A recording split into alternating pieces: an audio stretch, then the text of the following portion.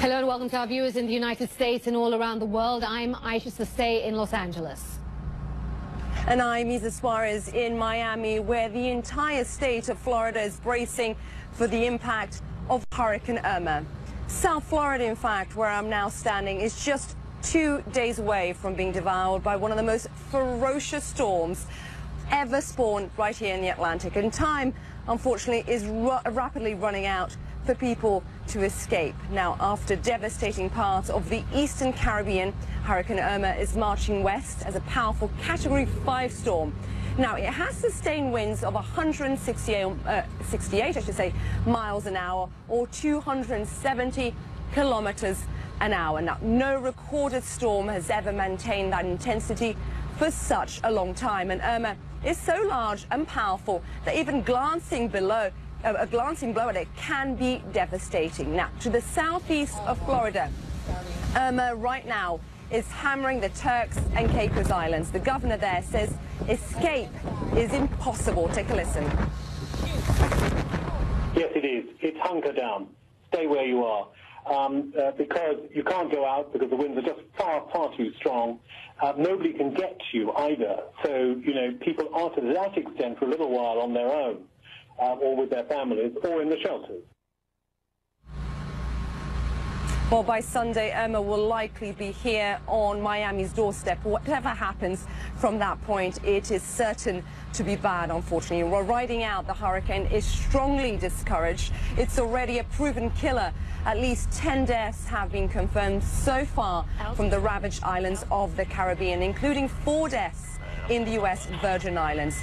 Also feeling Irma's sting, the Dominican Republic, Haiti and Cuba. The surf swell at a moment's notice with potentially deadly consequences. Take a look. ¡Beato! ¡Ay, mi madre! ¡Entró! ¡Entró! ¡Beato! That cameraman there on the north shore of the Dominican Republic was almost swept off his feet, as you saw there, by a sudden wave. His panicked companions yelling at him to get out of the way.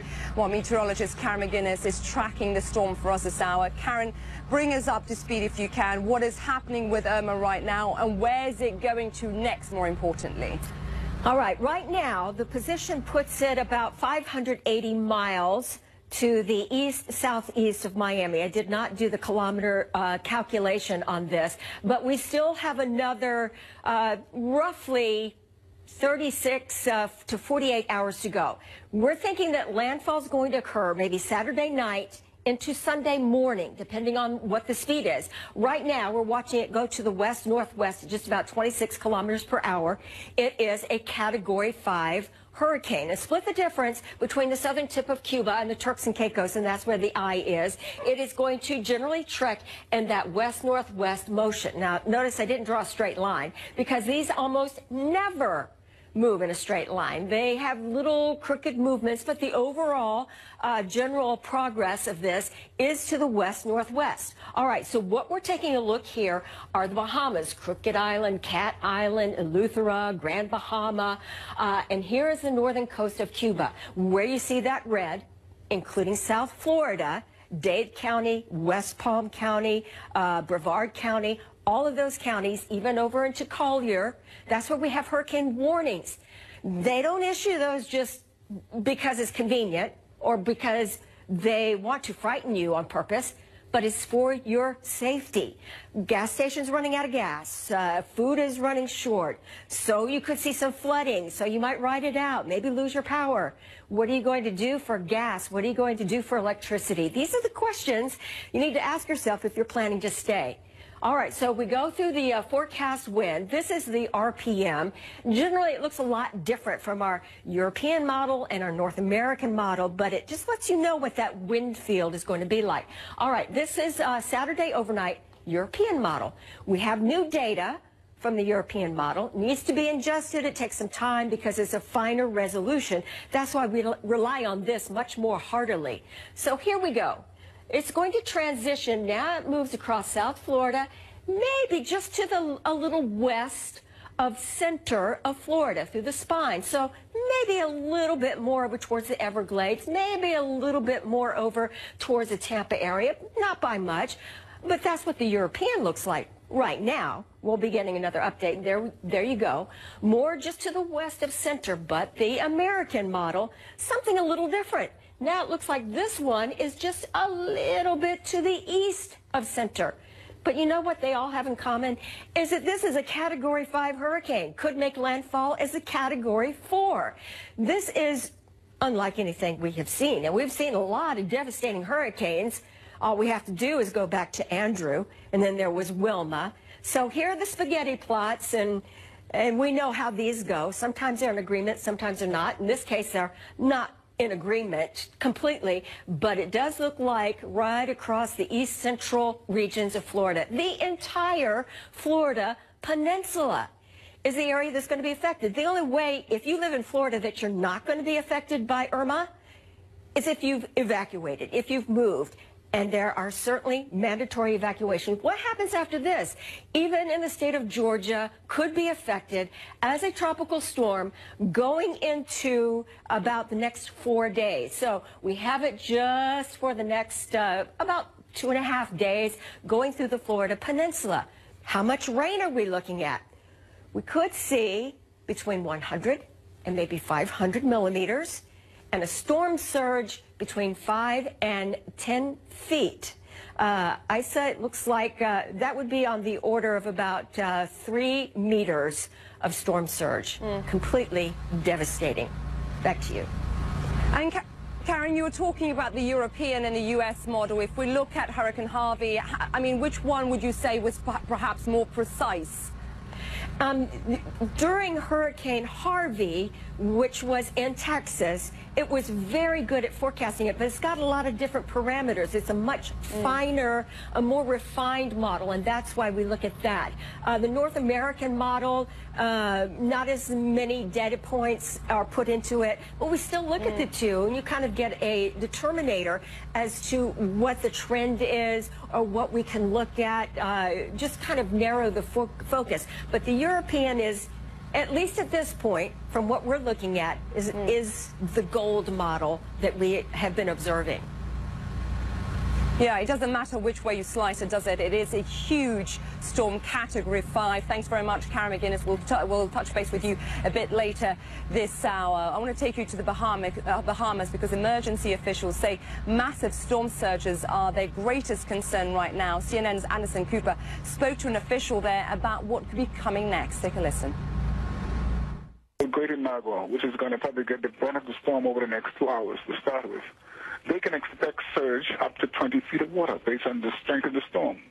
But water would not settle on the Greater Nagua. It eventually runs out. But it's the destructive force of a 25-foot surge, that is our greatest concern. It can really cause catastrophic results. Journalist Stefano Possebon is in Nassau in the Bahamas. He joins me now. And Stefano, what can you see from your window out there?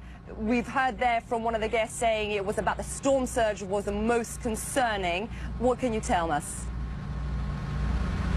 Yes, as we've seen that the wind is definitely picking up compared from yesterday. This morning the wind is much more noisy. The sea just behind me on the beach is coming up, and we understand that we see that Irma is approaching. Of course, extremely great concern here in the Bahamas. Yesterday was the big day of the preparations. People were boarding up the windows. They are stocking up on the food and especially on food to get ready for what seems to be there could be the devastating impact of this monster hurricane on this tiny little archipelago. And so far this morning we understand the wind is coming up, the sea is coming up. It could rise up to 20 feet, so the area where I'm currently standing could well be flooded within 12 to 24 hours, and the Bahamas want to be as ready as possible, Isaac. Yeah, and I can imagine, Stefano, evacuations have started to take place. Are people heeding those warnings from what you have seen? Yes, absolutely. The Bahamas have gone through a massive evacuation operation yesterday and the day before. 6 islands, the 6th southernmost island of this little archipelago, have been almost completely evacuated, and those people have been brought here in Nassau, in the capital, where some shelters and make-up camps have been provided for those people, and for the rest, for the inhabitants of Nassau, the advice has been to stay inside, not to put them at risk, and stay put and hold forth while Irma passes through this little archipelago. Yeah, and you've been there for several hours, for several days, I should say now, for CNN. Paint us a picture of how it has changed in the last 24 hours or so, not just the preparations, but also those howling winds. Yes, the wind is definitely, when we first arrived, and also it was this classic tourist paradise, this tropical, beautiful area with barely a breeze, and now we're seeing that the wind is coming up, the palm trees are definitely moving around. I can see that it does look like the hurricane is on its way, compared to, for example, 36 hours ago when we arrived here and everybody was, it seemed very, very prospect far away in the future. Now it's happening, now it's happening now, and now Irma is arriving. Stefano there for us in the Bahamas. Stefano, do stay safe. We'll touch base with you the next hour or so. Well, Hurricane Irma has already brought death and destruction to the Caribbean islands. Our Leila Santiago has the latest now from Puerto Rico. The Prime Minister of Barbuda has said mandatory evacuations could be put in place by Friday. This as the island recovers from one storm and awaits another. Hurricane Irma leaving a path of death and destruction as it barrels toward the U.S. Homes now piles of debris, power, communication wiped out. Devastating winds reaching up to 185 miles per hour and rain cutting off Caribbean islands completely from the rest of the world for hours. Antigua, however, Barbuda, our sister island, is still under threat. We have lost all communication. One of the first government officials to establish contact called it heart-wrenching, absolutely devastating. I have never seen any such destruction on a per capita basis. Devastating and deadly. The Category 5 hurricane claiming the life of an infant on the island of 1,800 people. We've had one fatality. It could have been worse. The Prime Minister expressing shock. In St. Martin, even more deaths. Flooded cars and debris found all over the island. The airport, known as a tourist attraction for beachgoers watching planes land, now being called unreachable by the Dutch Navy.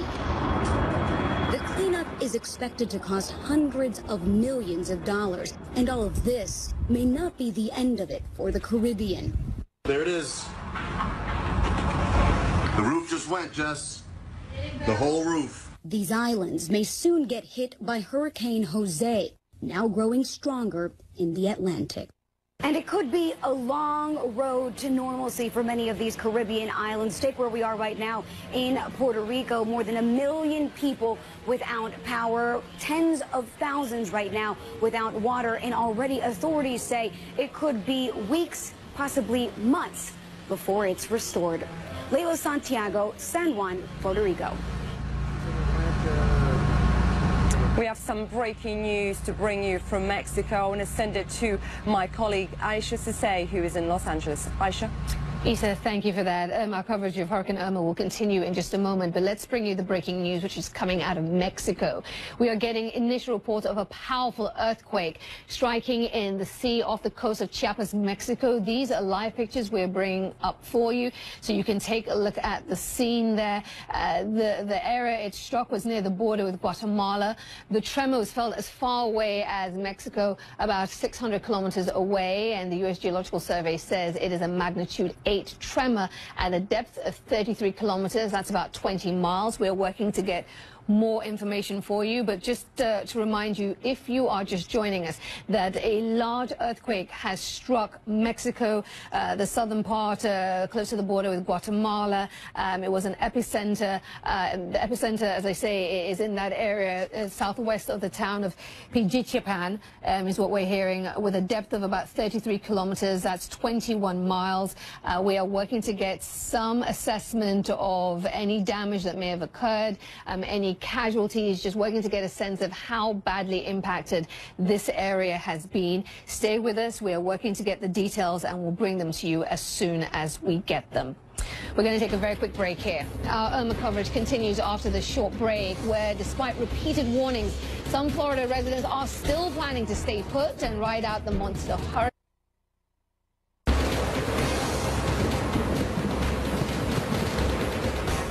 Welcome back. Thousands of people are making their way north as Hurricane Irma sets its sights on Florida. Here in Miami, many people have already left the city, but others are intent on waiting out the dangerous storm. That's a decision strongly discouraged by officials. Well, Irma is already blamed for at least 10 deaths in the Caribbean islands. And in the U.S., it's prompting one of the largest mass evacuations ever. Kyung La has this story. Irma, destructive and deadly, churning right towards Homestead, Florida. Joel Melendez racing from window to window, house to house. If you're financially stable and you're able to get out of here, get out of here. Remembering this is what Hurricane Andrew did to Homestead 25 years ago. The Cat 5 nearly wiping his hometown off the map. This is a picture of Melendez's childhood home completely flattened. His family only survived by hiding in a neighbor's concrete house. He's boarding up homes for free. It's traumatizing, you know? It's serious, you know? This ain't no game. You know, I feel for a lot of people that I can't help, that I can't get to because I'm only one guy, my brother and I, you know? So hopefully I made some type of change, or I saved a life or two. That's all that matters at the end of the day. Across southern Florida, an ever-widening mandatory evacuation order. People packing up, crowding roads and airports to escape the hurricane. But options in Homestead, 30 miles south of Miami, are dwindling, right with the gas supply. One by one, gas stations closing and boarding up. Stay at your own risk, says Florida's governor. We cannot save you when the storm starts. So if you're in an evacuation zone and you need help, you need to tell us now. I got the big cans, the little cans, everything. Kelson Bertrand is not heeding that order. Bertrand wasn't alive when Hurricane Andrew ripped through Homestead in 1992. My plans is to just stay here, see where it takes us, because since this house stayed here for Andrew, I'm pretty sure it'll hold this hurricane. She has weeks of food for her 15-month-old son, Caden, and stacks of formula, enough to feed her 4-month-old Aiden for months. Could you be wrong? I mean, what happens? I could be wrong. What happens if you're wrong and it's too late to get out? I just have to think positive. I have everything ready for them. Kyung La, CNN, Homestead, Florida. As we witness the horrible destruction across the Caribbean, Miami is now bracing for Irma's landfall. Philip Levine, the mayor of Miami Beach, is urging everyone in the evacuation zone to get out now, warning this is a nuclear hurricane. And Mayor Levine joins us now to discuss the real threat Irma poses at this point in time. Mr. Mayor, thank you so much for being with us. I know this mandatory evacuation order has been given. Can you give us a sense of how well things are going, what your sense is in terms of numbers of people getting out? I can tell you on Miami Beach, it's been a very, very orderly transition and evacuation. I started telling people about 2 or 3 days ago that they absolutely should leave, our visitors and our residents. Now, that was before the mandatory evacuation, and it proved to be the right idea because people started leaving, so we've gotten a tremendous amount of the people out. Now that it's a mandatory evacuation, we're very, very aggressive because this is a serious, a very dangerous storm. And we know that people should not be staying in the buildings, should not be staying in the hotels. This is one of these things where it's, safety is number one. You talked about being aggressive and, holding your line that people need to get out. How are you doing that? Are you guys going door to door? I mean, what's the plan to make sure that indeed you clear Miami Beach? Well, what we've been doing is communicating through every means possible, whether it's emails, social media, the news media, all our our staff, every way we possibly can, we've been getting the word out. Building managers at these large condominiums have begun to tell their residents that they'll be turning off power, air conditioning, as well as water. And, of course, that's quite an incentive to leave your condominium building. So we've seen it. When I was walking around the streets today, it's quieter. There's not many people walking around. Ocean Drive, that's usually lively and party atmosphere, is very, very empty, and that's a good thing. I never thought I'd be saying I don't want people to be on Miami Beach, but this is the one time that I know it's the right thing, because this hurricane is incredibly aggressive. I called it a nuclear hurricane because if you watch the footage of what's happened in St. Martin and Barbuda, it's horrible what it's done. It's been absolutely devastating. It certainly has. I mean, where do things stand with shelters for those evacuating who need a place to go? I mean, how many have you got that are up and running? How smoothly are things going there? Right. So we have many, many shelters all across Miami-Dade County. There's no shelters actually on Miami Beach, but throughout Miami proper, we have many of them. We actually have shelters for folks that want to take their pets that are designed for those. So people who are listening that have pets, take your pets. We have certain shelters. We also have, of course, we're making sure that our seniors are taken care of, our special needs people. We have buses on emergency routes to pick them up at pre-assigned areas, and we have trolleys that'll take them to the bus stops. Mr. Mayor, of course, the focus right now is to get the human beings, their pets, get them all out of Miami Beach. But once that is done, hopefully fully, completely everyone goes, what are the other areas of focus right now for you when it comes to preparedness for Irma? Well, we've been doing a lot in the last 5-6 days. Everything from bringing in portable pumps, portable generators, clearing out construction sites. We actually have a whole sandbag program for residents of Miami Beach. We've given out thousands and thousands of sandbags for them to bring back to their houses. So we've done a lot of preemptive measures. But as you can imagine, when you're dealing with a hurricane, let alone a historically strong hurricane like Irma, the key here is just evacuating your people for safety. Back to the issue of evacuation, where do things stand with fuel? There have been some concerns that people getting to stations, they'd run out. I know that there's talk about getting the tankers reloaded and refilling those gas stations. How is that going? Well, you'll see in Miami right now the gas lines have gone down dramatically, so the fuel seems to be more abundant. Across the state, I can't really speak to it, but I know the governor has been working on making sure that the fuel supplies come to the gas stations as soon as possible, and I understand that things are starting to open up and become a little less critical. Okay. If there are any folks out there who are still dithering about, you know, when to start packing or when to get out, what do you want to say to them, Mr. Mayor? I would say to them, please, let's be safe, not sorry. We don't want heroes. Our first responders will not be able to help you as this hurricane hits. Please get out. Your own safety is #1 priority. And Mr. Mayor, as things stand right now, where will you be riding out the storm? I'll be riding out the storm right on Miami Beach at a hardened shelter, which is one of our major hospitals called Mount Sinai. I'll be there with our command staff and available to survey directly after the hurricane right on Miami Beach. And do you feel at this stage you have everything you need in terms of resources, in terms of manpower to respond to Irma if it is as devastating as feared, as expected? Well, we hope so. And, of course, the proof will be in the pudding. After this hurricane hits, we'll be counting on the county, the state, and, of course, the federal government. And we've been in close contact with all branches of government. So we're hopeful that we'll be able to have their full cooperation. All right, Mayor Levine, let us let you go. You have a lot to get on with. We're thinking about you guys, all of you there in Miami, in Florida as a whole, during this really stressful time. We wish you the very best in the days ahead. Thank you so much. Bye, Aisha. Thank you. Bye. All right, we, of course, think about everyone in Florida right now. And, of course, we'll continue our coverage of Hurricane Irma as the storm makes its way towards Florida. There's also another big story that we are following for you. This is CNN Breaking News. Hello, everyone. Our coverage of Hurricane Irma continues in just a moment, but we're also following the breaking news out of Mexico, where we're getting initial reports of a powerful earthquake striking in the sea off the coast of Chiapas, Mexico. The U.S. Geological Survey says it is a magnitude 8 tremor felt as far away as Mexico City. Yana Persley of the U.S. Geological Survey joins me on the line now. Yana, thank you for being with us. What more can you tell us about this magnitude 8 quake? Good evening. The earthquake struck about 11:49 p.m. off the coast of Chiapas, Mexico. At this point, the magnitude is still 8.0. It will be likely adjusted as the time goes on and we get more data. The quake is shallow. It has the potential of causing tsunami for the coast of Mexico and Central America, possibly South America as well. Okay.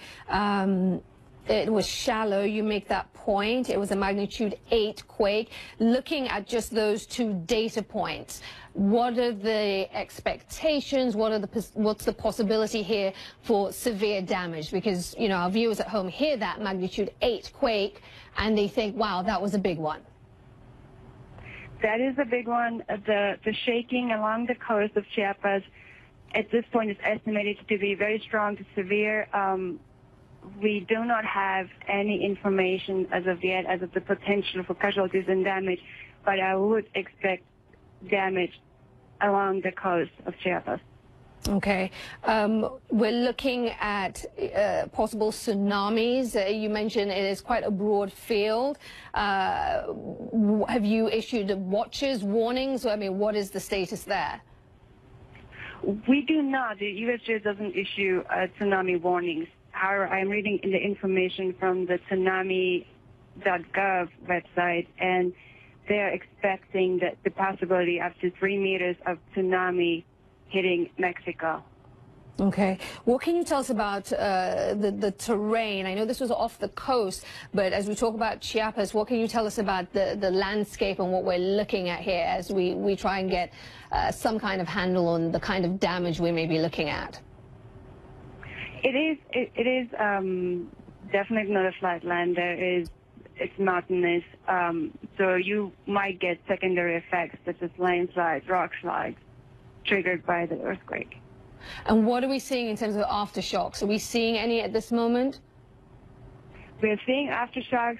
They will be coming in slowly as the coda, the long period from the first grade and main shock, are basically obliterating the signal from these higher frequency events. So explain what you mean by that. The earthquakes, when they are this big, magnitude 8.8, and they are shallow, the surface waves they create have a very long period. They are very large. They are the ones that cause the shaking, the damage. The smaller aftershocks, they have a lot more higher frequency. And so, you know, it takes a bit more work to find them in that coda. Sure. So that's, if I'm understanding you correctly, that's not to say they're not taking place. It's just that you haven't detected them because of the strength of the initial quake. Is that correct? Yes. Okay. As the time goes on, they'll be a lot more visible. Right now, we're still seeing the large waves from the first main shock. Okay. You mentioned the shaking felt in Chiapas. We understand this quake was strong enough to have been felt all the way in Mexico City and Guatemala City. That's right. Do you have any information? Large enough that it's large enough that it's going to be felt that far away. Okay, large enough that it will be felt that far away. In terms of the data that you will be looking at, in terms of the hours ahead, what is it you will be keeping an eye out for? We will be working aftershocks to determine basically the rupture area of this earthquake, and we'll be definitely keeping an eye on what the tsunami has been along the coast. Okay. Yana Percy, we appreciate you joining us and giving us the information you have at this point in time. We know this is a developing story and you're working to get more data. So thank you for joining us at this point in time. I want to go right now to our own Karen McGuinness, a meteorologist in Atlanta, who is following not just Irma, because we are keeping an eye on Irma, but also what is happening in Mexico off the coast. Karen, talk to us about what you are seeing. Give us your perspective of what has taken place. This magnitude 8 quake off the coast of Mexico. This is really an amazing event because around the globe, you just do not see 8 magnitude earthquakes that often. In fact, around the globe, you might average 1 a year. Now, granted, this is off the coast. This is south of Oaxaca, the state of Oaxaca. Here is Mexico City. This is the epicenter of that earthquake. They did feel it in Mexico City. It is a very vulnerable area. We think that there may, in fact, be perhaps a localized tsunami. We're still kind of evaluating that as we speak. I have my meteorologist and producer over here, and she is looking at that. There's a localized tsunami, and I'm not sure about what the height on that tsunami might be. Perhaps a meter or so is my estimate at this point, but we'll still stay on top of that for you. This was 8 magnitude, about 35 kilometers deep, so it wasn't shallow. It wasn't deep. Shallow might be about 6 kilometers. Deep might be 100 kilometers. So this is 35 kilometers deep. This is along a trench area where you might expect trench, meaning we're watching the water depths go down rather dramatically. All right, let's show you what the magnitude of 8 or greater magnitude, what you would see around the world. It is it's referred to as a great earthquake as opposed to a major earthquake. And typically around the globe, you would only see one of these. And the fact that this has happened tonight, just off the coast or south of the Oaxaca state in Mexico, is very significant. Our other big story is Hurricane Irma churning its way between the Turks and Caicos and Cuba, on its way to produce devastating wind and rainfall and storm surge across the Bahamas and into South Florida. Dade, Broward, and West Palm counties are under a hurricane warning. We have so much information to give you on this, but this is a Category 5 hurricane. Another update at the top of the hour. Aisha? Karen, we appreciate it. There is a lot going on, and we thank you for all the information. We will, of course, check back with you shortly, so thank you. Let's pause here for a quick break. Next on News from LA, the British Virgin Islands, one of the places hit hard by Irma. We're going to talk to a U.S. pastor who hasn't spoken to his family on the island since Monday. He's concerned the British government isn't doing enough to help. We will bring you his story next.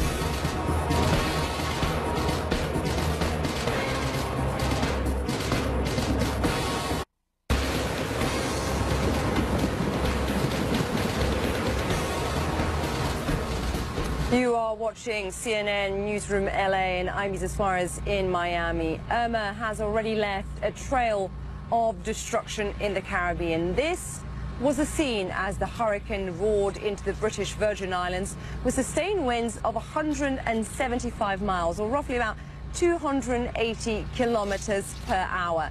4 of the 10 people Irma were killed were in the British territory, and there was severe damage everywhere. Given the scale of losses on some of the Caribbean islands, some have questioned the British response, but Prime Minister Theresa May defended her government. Take a listen. We have taken action. We moved swiftly. There are UK people. We have people on the ground. £32 million has been released. The Royal Fleet Auxiliary ship, RFA Mounts Bay, is in position, providing assistance from Royal Marines and Army engineers, and a task group, a military task group, is on its way on HMS Ocean with several hundred UK troops. And of course, we will continue to look at what is needed and provide what is necessary. Well, Anegada is the most northerly of the British Virgin Islands and the second largest. About 300 people live there, just over 100 of whom got out ahead of the storm's arrival. Irma reportedly slammed it quite hard, but we're still waiting to find out really the extent of the damage. Communication with the island has been impossible since the hurricane hit. Well, let's get more. Pastor Leonard Miles Jr. joins me on the phone now from Long Island, New York. He has a family on Anegada and says he's been unable to reach them for days. Pastor, thank you very much for joining us here on Newsroom LA. Tell us, when was the last time you spoke to your family? The last time we spoke with the family was sometime on Monday. And since then, we have not heard anything from anyone, and no information has been disseminated at all. And what members of your family have you been trying to contact? Well, just a very brief item here. My mother-in-law is here with us here in Long Island, New York. She returned with us when we left from a vacation that we had there in July. So my mother-in-law, which is my wife's mother, all her brothers are there, sisters-in-laws are there, nephews, nieces, cousins, relatives. We would say somewhere in the 100 area. The relatives are located there in Anegada. So just to clarify, Pastor, you're talking about 100 or so members of your family of whom you have not been able to contact. Have you been able to get in contact with any neighbors, even with the British Embassy? Well, what is interesting about that is this. You can see the concern in my mother-in-law's face continuing to rise on a daily basis, looking at all of the horrible images of the devastation that Irma has put into place on television. But at no time, except for Chad Myers, he did mention Anegada several times a couple nights ago. No one else, even the word Anegada, never came out of anyone's mouth. So after seeing all that, we decided that we were going to go ahead and reach out to the embassy in New York, the British Embassy in New York. The British Embassy in New York stated they could not help at all. So then we were transferred to the Home Office in Britain. And when we were transferred to Britain, and I spoke directly to the officer that was there, and I was explaining to him our situation. We've not heard from our relatives. Where are you? What's going on? Do you have any information? And he said, what is this about? I said, it's about the island Anegada. He said, where is that located? I said, it's in the British Virgin Islands. This is one of your territories. He said, I never heard of it before. Would you spell the name for me?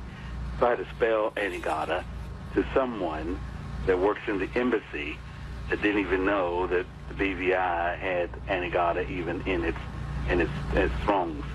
So it was completely upsetting. And after doing that, I called a couple other news outlets. No one had any information about anything to get to us. And the only reason why, then ultimately, I said to myself, Chad Myers had mentioned Anegada multiple times in his reporting. He's the only person that did so. We're missing our family members. We don't know what's going on. We heard all types of things. So that's where we came about, but no help from the British Embassy whatsoever. Well, Pastor, we'll keep your family, yourself in our thoughts. And, of course, as soon as you hear from your family, do get in contact with us and do let us know. Pastor there joining us on the phone. Thank you. Well, actor Robert De Niro is anxious to help the British territory of Barbuda get back to normal after Hurricane Irma. He is a co-owner of a resort on the island and issued the statement, and I'm going to read it to you. We are beyond saddened to learn of the devastation in Barbuda caused from Hurricane Irma and look forward to working with the Paradise Found Noble Resort team, the Barbuda Council, GOAB and the entire Barbuda community to successfully rebuild what nature has taken away from us.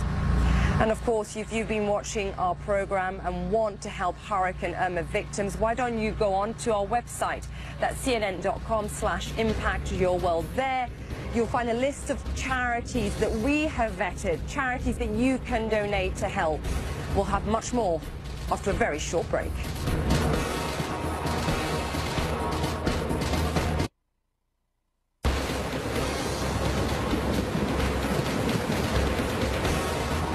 I'm Isa Suarez in Miami, where it is roughly 1:53 in the morning, and we are tracking Hurricane Irma, the monster storm that is hammering the Turks and Caicos Islands right now. Irma is still a massive Category 5 storm about the size of Texas, with sustained winds of 280 kilometers or 174 miles an hour. It smashed a record earlier by maintaining wind intensity above 297 kilometers an hour for 37 straight hours. So really quite the punch that is being felt. With it barreling towards South Florida, residents in vulnerable areas are being told to really get out and get out now. But gas shortages and traffic jams are making that difficult for some, and CNN's Miguel Merquez now found out. The desire and need for petrol in South Florida is reaching the maximum right now. We were at a gas station for many hours tonight. It ran out with about 20 cars left in line. We tried to find another one that was open. We drove for several miles, about 10 miles. We saw a dozen, perhaps more gas stations that were completely out of gas. This one just got a tanker truck in. I want to show you what the gas line looks right now. About 20 cars in line on this side. But here's what's happening. Because gas stations south of here are running out of gas, others are pulling up and forming a second queue on that side, creating problems here at the gas station because these people have been waiting basically longer. The governor here in Florida taking some extraordinary measures, calling for police escorts for tanker trucks so they can get into these gas stations as quickly and efficiently as possible. Also calling for escorts for employees that work at gas stations so they can work up to the very last minute, getting everybody as much gas as they can before they and their families have to get out, and then police would give them an escort. People in South Florida with those hurricane models coming literally right over the spot where we are standing, people making the hard decision now. Are they going to hunker down here in Florida or get out? Miguel Marquez, CNN, Miami.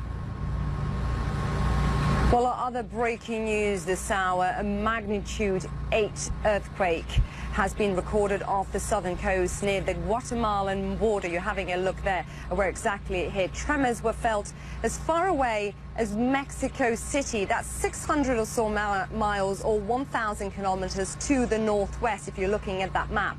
An official with the U.S. Geological Service says it has a potential of causing a tsunami, but parts of Mexico City are without power and authorities have already dispatched extra patrols to those areas, according to Mexico City Mayor Miguel Ángel.